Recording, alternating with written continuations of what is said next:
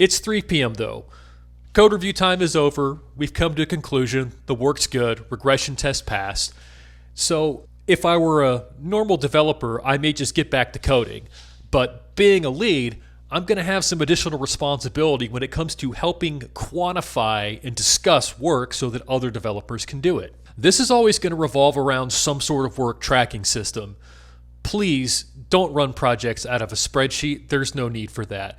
When it comes to defining work for a software developer to be able to execute, consider that you're going to have to write down potentially substantial details, relevant document, concepts, diagrams. It's their entire systems for doing this. Use them. Jira, Rally, whatever. Use an existing system. This is all something which really depends on whether you want to do it solo or with people. For example, if you're doing some manual stuff that anyone can do, any member from the team can take and kind of fill out some of these stories that are easy. Sometimes, though, there's work that requires a further discussion and breakdown, which makes sense to do it in a group. Also consider how one breaks down this work and defines it is going to greatly depend on the work organization strategy entirely, which for most of us is going to be having to find a way to fit in what's your head into whatever your work tracking system is. As an example, I'm going to take a look at this new feature of proof of delivery that was discussed earlier in the day. Because this is going to be a combination of technical and non-technical, this is something that, as the lead, you're going to want to involve multiple people in. Specifically in this case, the product owner would be a good way to start, just so they have a good idea of how we intend to break the work up. The most difficult part of turning a feature into something that's usable in code is having to break it up into digestible parts. We'll sometimes refer this as making stories, but how you go about and make stories isn't as simple as, well, it's just a list of these actions. I like to think of things in terms of a hierarchy. We have a feature at the very top of proof of delivery, but I have to understand how to implement that new feature based off of what I currently know, but also within inside the architectural context of the application.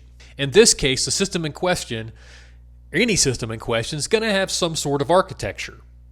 That one is not too complicated, but there's also potential that we're going to have to make some infrastructure changes. Stand up a new server, a new application, maybe some new services. So we're going to draw a little box for infrastructure. Then in terms of how our application works, we know that we have a front end and a back end. So we're going to draw some boxes for a back end and a front end. And then finally, something to account for end-to-end testing.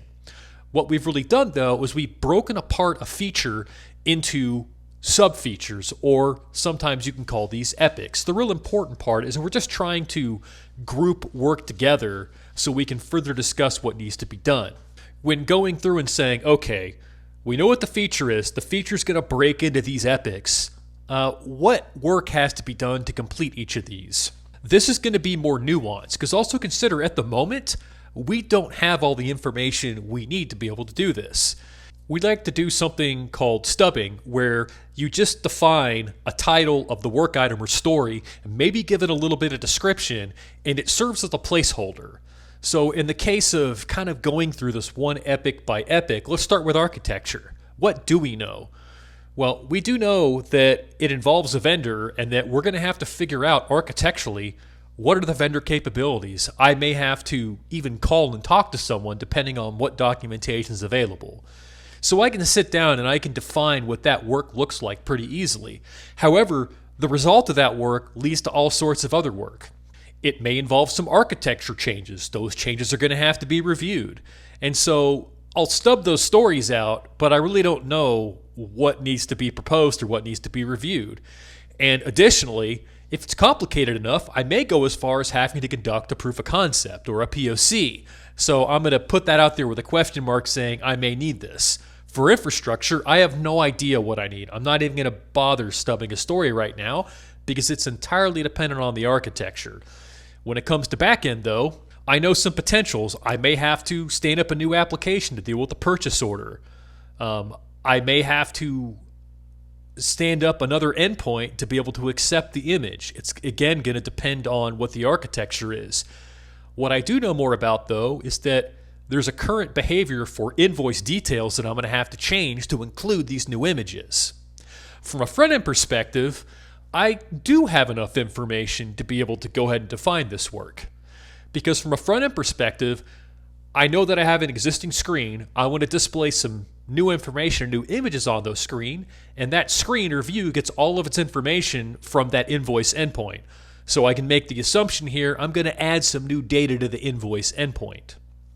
And then finally, from a end-to-end testing perspective, we have an existing test that is going to now have new information available on it, but in order to see that information, we're going to have to potentially do some additional mocking.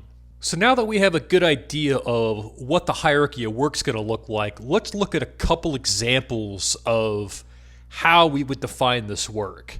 We'll start with what we do know and that we probably should do just right now is a next step, and that is the vendor capabilities. This is likely going to be a spike or a research project in which we're going to ask very specific questions. What are the vendor capabilities? How do they get and store images? How do we get access to this image? They're currently making a call into our system to give us delivery details. Is it possible for them to give us the driver signature?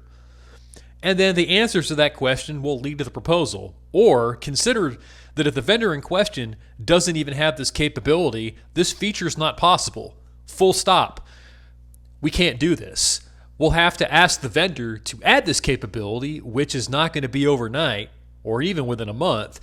Or we have to consider that if this is really important, the business is going to have to make a decision on potentially changing vendors, which is an even bigger proposal.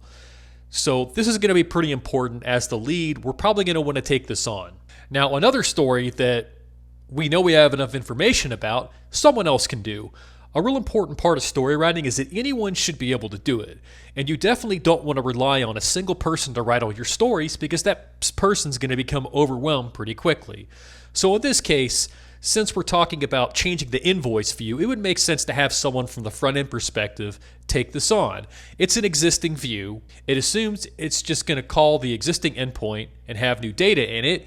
And from a feature perspective, this is sometimes referred to as a feature flag. We don't want to change this behavior till it's all signed off on, and of course the back-end capabilities exist, but it's entirely possible to code the front end in a way where it doesn't do this new behavior unless the data exists. So the invoicing will work just like it's currently does, and as soon as that new endpoint shows up with the new invoice signature data, it just shows up in the UI. And then finally, we need to think about the scenario in given when then terms for defining how this work is done. And it will read something like, given that a user has made a purchase, that purchase is out for delivery, and that delivery has happened, that information is now stored in our system somehow for later retrieval. When the user comes in to view the existing invoice after delivery, then they see the signature image along with the other information specified about the delivery, who signed for it, whatever we have available. We're going to have to figure that out. But you get a general idea of how to go about story definition in this case. 4 p.m. rolls around and oops, I ran out of time. I still have work to do, I have pending questions, and this can be pretty common for a lead developer. Sometimes you just run out of time. You can't plan your day. Anyone can't plan their day on an hour-by-hour basis. And so you have to consider that you may have to just allocate more time to coding depending on what you need to do tomorrow and shift around your schedule.